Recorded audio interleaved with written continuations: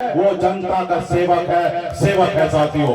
जनता से जो वादा करे वो नेता काम करे। अगर वो काम नहीं करेगा तो 5 साल में बदलने का व्यवस्था आप वोट के जरिए उस नेता को बदल दीजिएगा साथियों। इसलिए वो 5 साल का समय रखा गया। लेकिन आप देखिए, मोदी जी आए 2014 में, देश बहुत अच्छा से चल रहा था, थोड़ा ऊपर नीचे चल रहा था। लेकिन मोदी जी आए, देश के युवा से कहा कि आप युवा बेरोजगार हो, हमको लाओ सत्ता में, हर साल 2 करोड़ युवा को नौकरी देंगे। युवा को लगा सही बात में हमको शायद नौकरी मिल जाएगा, हमारे अच्छे दिन आएंगे। उन्होंने कहा कि हर किसान का आय दोगुनी करेंगे, विदेश में काला धन है उसको लाएंगे, हर किसी के खाता में 15-15 लाख रुपया दे देंगे। उन्होंने कहा हर गरीब का पक्का घर बना के दे देंगे। तमाम आपसे वादा किया साथियों, क्या वादा पूरा हुआ? क्या 15 लाख रुपया मिला? क्या बिहार के देश के युवा को नौकरी मिला? नहीं मिला। तो क्या करना चाहिए साथियों? 3 तरह के लोग होते हैं। एक बहुत अमीर है, उसको किसी गरीब से, किसी लोगों से मतलब नहीं, उनके पास इतना पैसा है वो अपने धुनकी में जिंदगी जीता है।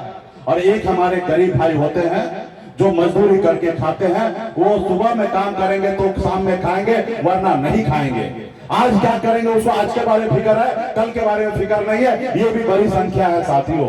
और तीसरा जो है वो पढ़े लिखे हैं, मिडिल क्लास परिवार है। तो साथियों, इस संसार में बहुत ऐसे प्राणी हैं जिसमें जान है, लेकिन सबसे महान इंसान है क्योंकि उसमें सोचने समझने का शक्ति है साथियों, सोचने समझने का शक्ति है। आज आपके पास बुद्धि विवेक है, बताइए हाथ उठा के कितने लोग पढ़े लिखे हैं? ये जवाबदेही जो है आपके पास है क्योंकि बुद्धि विवेक आपके पास है। आप सोचिए कि आज का सरकार क्या कर रहा है। आज का सरकार हिंदू मुसलमान में लड़ाई कराना चाहता है। आप बताइए, थाना पुलिस वाला अगर ये आपस में लड़ाई लगाने लगे तो कैसा हमारा देश चलेगा? सभी लोगों ने मिलकर देश को आजादी दिलाया, और आज क्या कर रहा है सरकार? हिंदू मुसलमान में हम लोगों को लड़ाई लड़ा रहा है, नफरत फैला रहा है। तो इसलिए साथियों, आज आपको अधिकार नहीं दे रहा, मीठा मीठा बात करेगा, ये कर रहे वो कर रहे ऐसा कर रहे। अरे भाई, देश कैसे आगे बढ़ेगा जब हमारा गांव आगे नहीं बढ़ रहा, हमारा पंचायत आगे नहीं बढ़ रहा, हमारा प्रखंड आगे नहीं बढ़ रहा, हमारा जिला आगे नहीं बढ़ रहा, हमारा प्रदेश आगे नहीं बढ़ रहा, तो देश कैसे आगे बढ़ेगा? सिर्फ झूठा पूरा मीडिया को आप खरीद लिए हैं, बड़ा प्रचार कर रहे हैं, और गरीब को गरीब बनाकर उसको खत्म कर रहे हैं। 5 किलो चावल आप बांट के लोगों को कह रहे हैं कि यही तुम्हारा विकास है। आप बताइए, 5 किलो चावल 20 रुपए किलो चावल, 5 किलो का 100 रुपया, 12 महीने में 1200 रुपया। आज बॉम्बे शहर में चले जाइए, आप मियाँ बीवी मिलकर अगर चाय पीने के लिए जाइएगा तो 1200 रुपया का से ज्यादा का बिल आ जाएगा। आपको एक चाय का पैसा आपको नहीं मिल रहा है, और ये बोल रहे हैं कि आपको हम चावल बांट रहे हैं। और ये कोई चावल आज से बट रहा है, ये कांग्रेस के टाइम से राशन बट रहा है, किरासन तेल बट रहा है, हर तरह का मिलता है गरीब के लिए। तो ये हमारा विकास है। हमको मोदी जी आपका चावल नहीं चाहिए, हमारे बच्चे को पढ़ने के लिए स्कूल चाहिए। मोदी जी, हमें आपका चावल नहीं चाहिए, हमारे बच्चे के लिए इलाज के लिए हॉस्पिटल चाहिए, अच्छा हॉस्पिटल, ताकि आज हमारे बच्चे हमारे साथ रहे। मोदी जी, हमें आपका चावल नहीं चाहिए, हमारे बेटा को, हमारे भाई को नौकरी चाहिए, रोजगार चाहिए, हमें चावल नहीं चाहिए। ये साथियों, ये सरकार जो है आपका नहीं है, ये पूंजीपति अमीर लोगों का, बड़े लोगों का सरकार है। कभी ये बीजेपी वाला, आरएसएस वाला गरीब किसान का हो ही नहीं सकता है।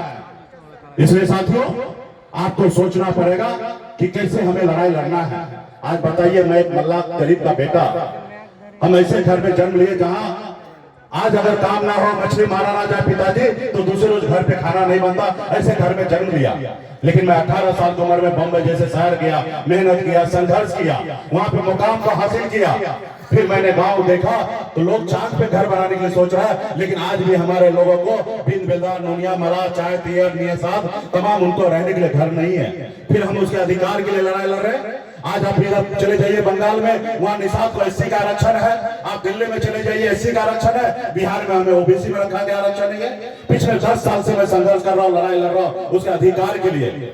और आपने देखा 2020 में पहली बार बिहार का मल्ला का बेटा, अति पिछड़ा का बेटा, पहले टिकट हमारे लोग मांगने के लिए पूरी जिंदगी बिता देता था, लेकिन 2020 में हम टिकट मांगते नहीं थे, आज हम टिकट बांटते हैं। ये हमने अपनी पहचान बनाया। हमने 4 विधायक बनाया, हमारे पास सरकार का बहुमत था। अगर हम समर्थन नहीं देते तो 2020 में नीतीश कुमार बिहार का मुख्यमंत्री नहीं बनता।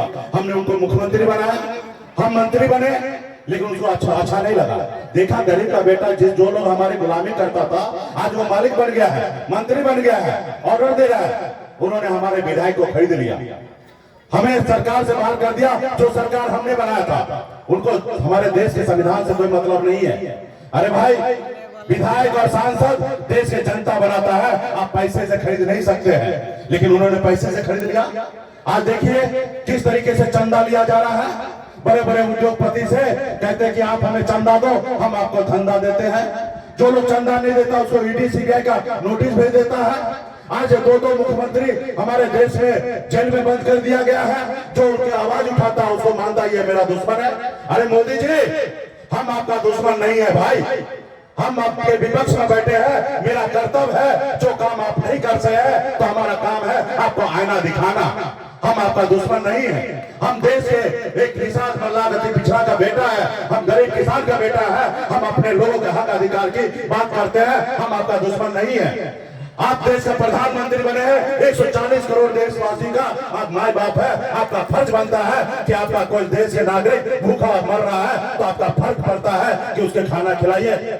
लेकिन आप हमको दुश्मन मानिएगा, आप हमको खत्म करने पे लगिएगा, हमारे ऊपर केस डाल दीजिएगा, हमको कुछ करने नहीं दीजिएगा, तो लोकतंत्र कैसे रहेगा भाई? जनता मालिक कैसे रहेगा?